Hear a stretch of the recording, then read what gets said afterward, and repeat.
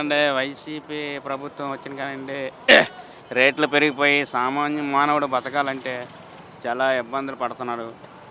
మేము కూడా బళ్ళు మీద తిరగాలంటే పెట్రోలు, డీజిలు మొత్తం రేట్లన్నీ బాగా బీభత్సం పెరిగిపోయి. మీ పేరేంటి? మీదే నియోజకవర్గం సార్? నా భీమిలి నియోజకవర్గం అండి. ప్రస్తుతం మనం ఎక్కడి నుంచి విశాఖ జిల్లా భీమిలి నియోజకవర్గం తగరపులసలో ఉన్నాం సార్. మీరు ఏం పని చేస్తుంటారు సార్? నేను ఆటో డ్రైవర్నండి. ఇప్పుడు ఈరోజు ఆటోలు కూడా ఎవరు ఎక్కట్లేదు సార్. చాలా ఇబ్బంది పడుతున్నారు జనాలు. ఎందుకంటే అన్నీ రేట్లు పెరిగిపోయి ఆర్థికంగా అందరూ కూడా బాగా వైసీపీ ప్రభుత్వం వల్ల. ఇక్కడ ఎలా ఉంది? గంటా శ్రీనివాసరావు భరత్ గారు నిలబడుతున్నారు. ఎంపీగా భరత్, గంటా శ్రీనివాసరావు ఎమ్మెల్యేగా. ఎలా ఉండబోతుందండి? ఇప్పుడు రాజకీయ నాయకులు ప్రతి ఒక్కరు కూడా అలాగే ఉన్నారండి. అవంతి శ్రీనివాస్ గారి మీద బ్యాక్ టాక్ ఉంది, గంటా వాళ్ళ మీద బ్యాక్ టాక్ ఉంది. ఈ భీమిలి నియోజకవర్గానికి ఇద్దరూ కూడా ఏమీ చేయలేదు సార్. ఇద్దరూ కూడా ఏమీ చేయలేదు. అంతకుముందు గంటా శ్రీనివాసరావు వచ్చారంటే ఏమీ చేయలేదండి. ఇలాంటి ఆస్తులు దోచుకోవడానికే కానీ ప్రజలకు ఏ సేవ కూడా చేయట్లేదు. అంటే ఇది కంచుకోట కదా సార్ టీడీపీకి? టీడీపీ కంచుకోట. మరి వైసీపీ వచ్చింది, ఎందువల్ల వచ్చింది? మరి వాళ్ళు ప్రవర్తన, వాళ్ళు అభివృద్ధి చేయలేదు కాబట్టి వచ్చింది. ఇప్పుడు కూడా ఏడు వస్తుందని చెప్పలేము.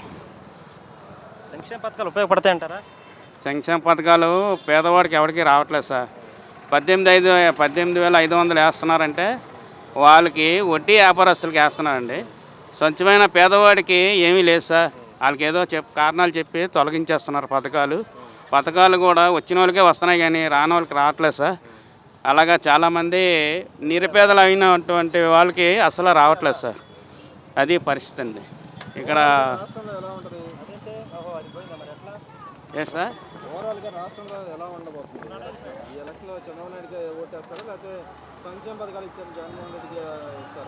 ఈసారి మాత్రం తెలుగుదేశంకే, కూటమికే వేస్తున్నారు సార్ అందరూ కూడా. ఎందుకంటే పథకాలు ఎవరికి సరిగ్గా అందట్లేదు సార్. పథకాలు వేస్తున్నారు, తీసుకున్నారు అని అంటున్నారు కానీ ఎవరికి కూడా సరిగ్గా పథకాలు అందట్లేదు సార్. మొన్న సగం మందికి 18,500 సగం మంది పడ్డాయి, సగం మందికి పడలేదు. వాళ్ళందరూ కూడా చాలా ఇబ్బంది పడి చాలా బాధపడుతున్నారు. ఇవన్నీ మొత్తం అన్నీ గ్యాస్ సిలిండర్ అయితే కానీ, నిత్యావసర వస్తువులు అయితే కానీ బాగా రేట్లు పెరిగిపోయి, ఆ రేట్లు పెరిగిపోవడంతో చాలా మానవుడు బతకడం చాలా కష్టంగా ఉందండి. మధ్యతరగతి వాడు అయితే మధ్యలో నలిగిపోతున్నాడు సార్. ఎటువంటి కూడా బతకడానికి అవకాశం లేదండి. ఏ ప్రభుత్వం వచ్చినా సరే రేట్లు తగ్గించాలి, పెట్రోల్ డీజిల్ తగ్గించాలి. సామాన్య మానవుడు బతకాలంటే నిత్యావసర వస్తువులు తగ్గించాలి.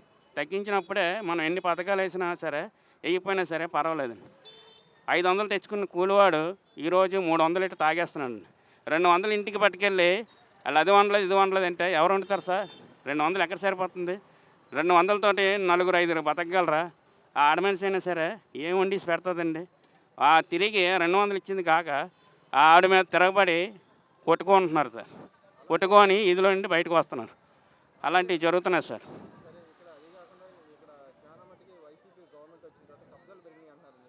బాగా పెరిగాయి సార్ కబ్జాలు. మొత్తం అంతా ఎవరు నోరెత్తి అరిస్తే వాళ్ళు నొక్కేస్తున్నారు సార్. ఎవరిని కూడా మొత్తం కబ్జాలన్నీ బాగా పెరిగిపోయింది. విశాఖ జిల్లా కానివ్వండి, భీమిలి మండలం అనండి,